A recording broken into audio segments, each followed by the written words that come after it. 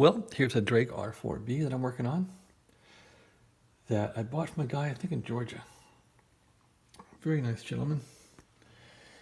Anyway, these potentiometers that were in this thing, these old CTS ones, these things went to infinity ohms. They just conked out. I'm not sure why.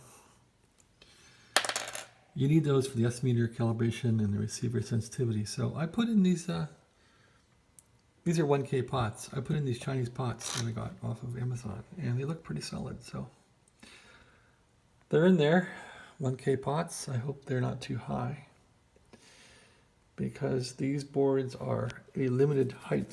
So I don't know. They look like apartment buildings across the city. I don't know. Anyway, that ought to work. And I also replaced the .22 capacitor here, as you can see, with a small one, or it's a .22 for the slow AVC or AGC. So that's been replaced. So now it's time to tune up the meter, tune up the receive sensitivity, and see if this thing will work correctly. Anyway, that's about that. These little pots are pretty cool.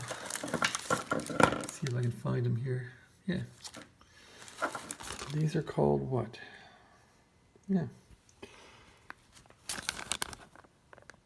Right there. Trying to find, okay, here they are. Yep, these are pretty cool little pots, so I'm hoping those will, they seem a little better quality than what was in here, so see how those work out.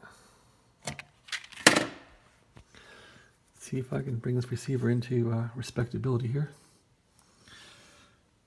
Looks like I did throw a capacitor in there, as there was some ripple on there, but it didn't do much good.